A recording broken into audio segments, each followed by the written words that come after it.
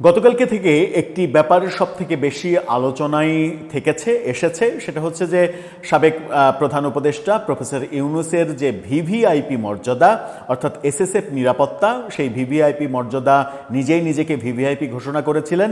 1 বছরের জন্য এসএসএফ নিরাপত্তা নিজেই নিজেকে দিয়েছিলেন রাষ্ট্র ক্ষমতায় থাকার সময়। সেই ব্যাপারটা, সেই অপশনটা বিএনপি সরকার অর্ধেক করে দিয়েছে, অর্থাৎ 6 মাস বাতিল করে দিয়েছে। 6 মাস ভিভিআইপি মর্যাদা তিনি পাবেন। আগস্টে তার সেই নিরাপত্তা বাতিল হয়ে যাবে এবং সেই নিরাপত্তা তিনি পাবেন দেশে অবস্থানকালে। যে খবরটা প্রায় সব গণমাধ্যমে এসেছিল, সেই খবরটাকে বাংলাদেশ সরকারের পক্ষ থেকে বলা হচ্ছে যে সেটা নাকি ভুল সংবাদ। কিন্তু আমরা 23 তারিখে বাংলাদেশ সরকারের প্রধানমন্ত্রীর কার্যালয় থেকে একটা প্রজ্ঞাপন দেখেছিলাম। সেই প্রজ্ঞাপনের ভাষা অনেকটা অস্পষ্ট। প্রজ্ঞাপনের ভাষা অস্পষ্ট একদিকে, আর একদিকে যদি স্পষ্টও হয় তাহলেও প্রশ্ন আসবে যে কারো বেলায় আইন এটা হবে, কারো বেলায় আইন ওটা হবে। এই বৈষম্য কেন হবে এবং এই বৈষম্য কেন প্রফেসর ইউনূস নিজে গ্রহণ করবেন, যিনি বৈষম্য বিরোধী আন্দোলনের ফসল হিসেবে বাংলাদেশের রাষ্ট্র ক্ষমতায় এসেছিলেন, যিনি বৈষম্য দূর করার জন্য নানা ধরনের সংস্কারের কল্পকাহিনী আমাদেরকে শুনিয়েছেন।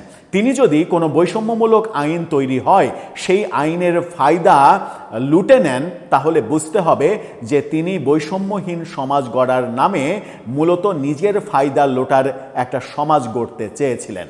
চলুন সরকারের বক্তব্য, বাস্তবতা এবং গণমাধ্যমে প্রকাশিত খবর, এই 3টা ব্যাপার বিশ্লেষণ করে বুঝে ওঠার চেষ্টা করি প্রফেসর ইউনূসকে এসএসএফ নিরাপত্তা কতদিন দেয়া হচ্ছে, আগামী বছরের ফেব্রুয়ারি পর্যন্ত নাকি এবছরের আগস্ট পর্যন্ত।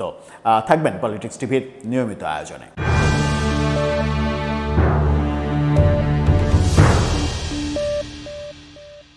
দর্শক, বলছিলাম প্রফেসর ইউনূসের এসএসএফ নিরাপত্তা 6 মাস কেড়ে নেওয়া হয়েছে কিংবা বাতিল করা হয়েছে, এই খবর গণমাধ্যমে যেটা প্রকাশ হয়েছিল সেটা এখন বাংলাদেশ সরকারের প্রধানমন্ত্রীর কার্যালয় থেকে বলা হচ্ছে যে সেই খবরটা সত্য নয়। যে প্রজ্ঞাপনের মাধ্যমে এই খবরটা গণমাধ্যম দিয়েছিল, সেই প্রজ্ঞাপনটা এবার সামনে এসেছে এবং সেই প্রজ্ঞাপনে দাবি করা হচ্ছে যে প্রজ্ঞাপনের ভাষা গণমাধ্যমগুলো পরিষ্কার হতে পারেনি।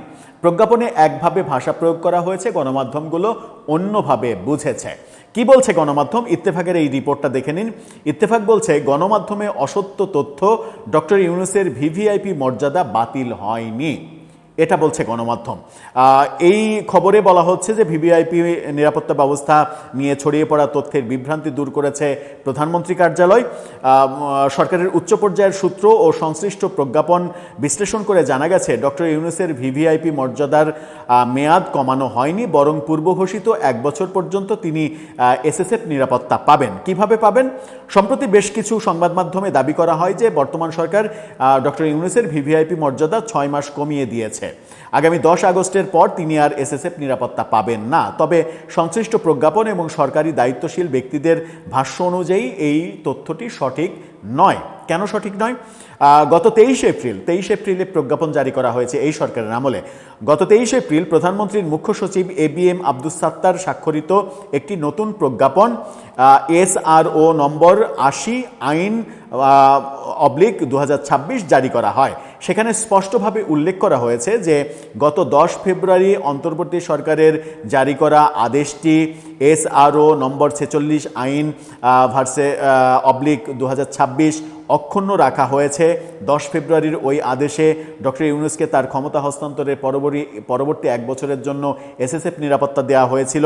23 এপ্রিলের প্রজ্ঞাপনে যেটা বলা হয়েছে এক্স্যাক্টলি সেটা হচ্ছে সরকার বিশেষ নিরাপত্তা বাহিনী স্পেশাল সিকিউরিটি ফোর্স আইন 2021 ব্র্যাকেটে 2021-এর 24 নম্বর আইন এর ধারা 2-এর ক-এ প্রদত্ত ক্ষমতা বলে প্রধানমন্ত্রীর কার্যালয় কর্তৃক 10 ফেব্রুয়ারি 2026 তারিখে জারিকৃত প্রজ্ঞাপন SRO নম্বর 46 অক্ষুণ্ণ রাখিয়া, মানে ওই আদেশ, প্রফেসর ইউনূসের আদেশ অক্ষুণ্ণ রাখিয়া রাষ্ট্রপতি, প্রধানমন্ত্রী এবং প্রযোজ্য ক্ষেত্রে প্রধান উপদেষ্টাকে তার স্ব দায়িত্ব হস্তান্তর অথবা পদত্যাগ করিবার তারিখ হইতে বাংলাদেশের অভ্যন্তরে 6 মাসের জন্য অতি গুরুত্বপূর্ণ ব্যক্তি হিসেবে ঘোষণা করিল।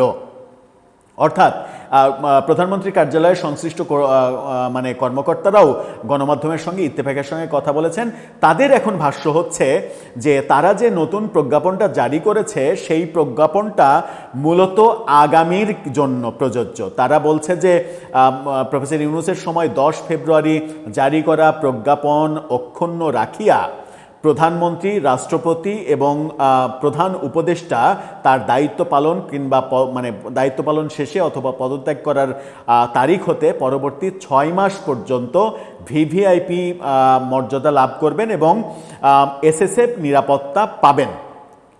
তারা বলছে যে এটা শুধুমাত্র আইন বিশেষজ্ঞরা এটা ব্যাখ্যায় বলার চেষ্টা করছেন যে এটা আগামীর জন্য প্রজ্ঞাপন, এটা প্রফেসর ইউনূসের জন্য প্রযোজ্য হবে না। মেটিকুলাস ব্যাপারটাই এটা, মানে বলা হচ্ছে যে এই প্রজ্ঞাপনটা জারি হবে পরবর্তীতে, যেমন তারেক রহমান যদি প্রধানমন্ত্রীর জায়গা থেকে অবসর নেন কিংবা তার মেয়াদ শেষ হয়, তিনি যদি আর প্রধানমন্ত্রী না হন, তাহলে পরবর্তী 6 মাস এসএসএফ নিরাপত্তা পাবেন। বর্তমান মহামান্য রাষ্ট্রপতি শাহাবুদ্দিন চুপ্পু তিনি পদত্যাগ করলে কিংবা তাকে সরিয়ে দেওয়া হলে তার পরবর্তীতে ওই তারিখ থেকে পরবর্তী 6 মাস পর্যন্ত তিনি এসএসএফ নিরাপত্তা পাবেন। এখন থেকে এই ধারাটা অব্যাহত থাকবে। 6 মাসের জন্য তাদেরকে ভিভিআইপি ঘোষণা করেছে বর্তমান সরকার, কিন্তু সেটা প্রফেসর ইউনূসের ক্ষেত্রে প্রযোজ্য হবে না। এখানেই আমার আপত্তি কেন? একই দেশে 2 নিয়ম কেন?